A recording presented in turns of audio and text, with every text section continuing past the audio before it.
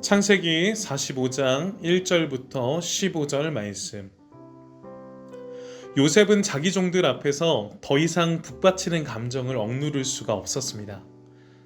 요셉은 모두 다 물러가거라 하고 소리쳤습니다. 형들만 남게 되자 요셉은 자기가 누구라는 것을 말했습니다. 요셉이 너무 크게 소리내어 울었기 때문에 이집트 사람들도 모두 그 소리를 들었습니다. 그리고 왕궁의 신하들도 그 소리를 들었습니다. 요셉이 형들에게 말했습니다. 내가 요셉입니다. 아버지께서 아직 살아계신가요? 그러나 형들은 너무 놀랐기 때문에 아무런 대답도 할 수 없었습니다.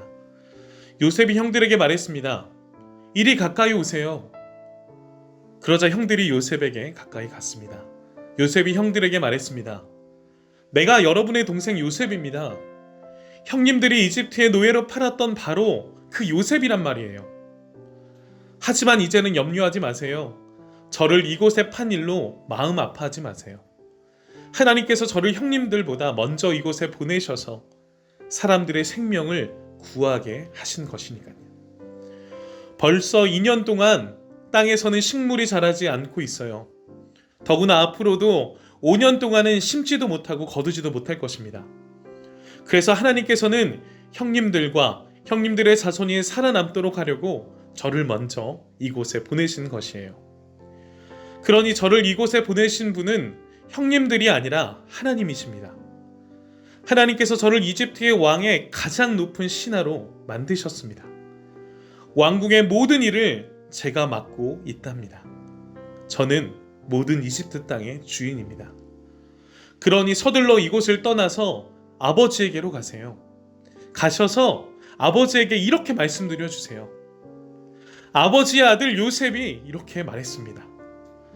하나님께서 저를 온 이집트의 주인으로 만드셨습니다. 어서 저에게로 내려오셔서 고센 땅에서 사십시오. 그렇게 하시면 저와 가까운 곳에서 사실 수 있습니다. 그리고 아버지의 자녀들과 손자들과 양떼와 소떼와 아버지가 가지신 모든 소유도 저와 가까운 곳에 있을 수 있습니다.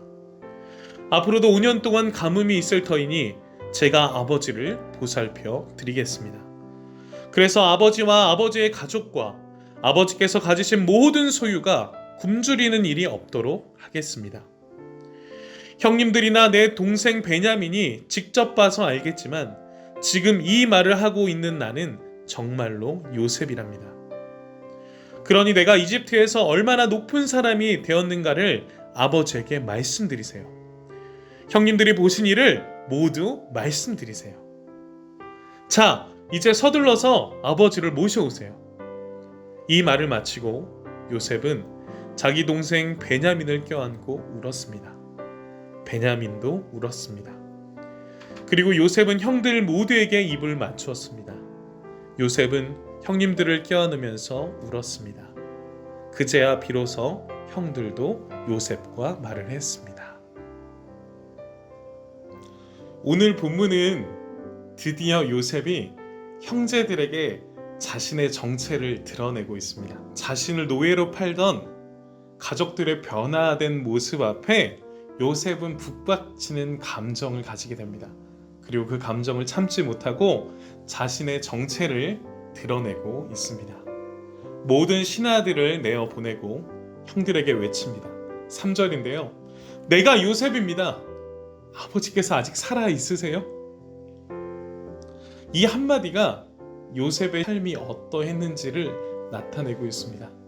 아버지에 대한 그리움, 형들에 대한 그리움, 가족에 대한 그리움을 오늘 3절 말씀, 내가 바로 요셉입니다. 아버지 아직 살아계신가요? 라는 그 그리움 섞인 그 고백을 통해 나타내고 있습니다. 그리고 오늘 본문 5절부터 자신들이 지난날의 행동으로 두려워하는 형들에게 요셉은 안심하십시오 라고 고백하며 형들을 품고 있는 요셉의 모습을 살펴볼 수 있습니다. 그리고 자신이 어떻게 애굽의 총리가 되었는지를 설명하고 있습니다. 오늘 그 설명의 가장 중요한 핵심은 9절 말씀인데요. 9절 말씀에 보니까 하나님께서 저를 온 이집트의 주인으로 만드셨습니다 라고 고백합니다. 요셉의 입장으로 봤었을 때 13년 동안의 그 인생을 살펴보면 원망할 수 있고요. 형들에 대한 복수감을 가질 수 있고요. 그리고 애굽의 이집트의 총리가 됐기 때문에 인생의 성공을 자신에게 돌릴 법만도 한데 이 모든 과정을 하나님께서 하셨고 하나님께서 이루셨다라는 고백을 요셉이 하고 있습니다. 모든 영광을 하나님께 돌리고 있는 요셉의 모습을 우리가 함께 살펴보고 있는 겁니다.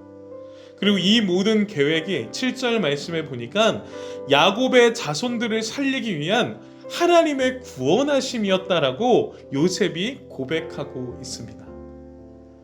오늘 요셉의 인생을 살펴보면 오늘 형제들과 만나는 그 요셉의 모습을 보면 사랑은 아픔을 회복시키는 것을 우리는 살펴볼 수 있습니다.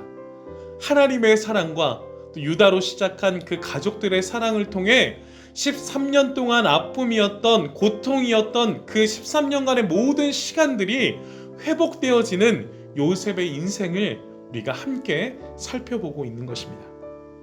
그리고 이 모든 계획을 하나님께서 세우셨고 하나님께서 이루고 계신 것을 우리가 함께 살펴볼 수 있습니다.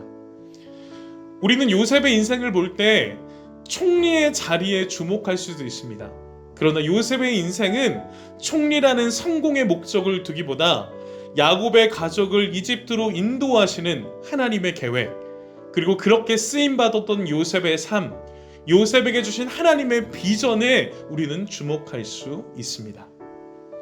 그래서 5년 남은 가문과 기근 속에서도 하나님께서는 요셉을 통해 야곱의 가족들을 보호하시고 아브라함과 이삭에게 약속하신 하나님의 축복을 그 자녀들에게 이루어 가시는 하나님의 놀라운 계획을 우리는 함께 살펴보고 있습니다.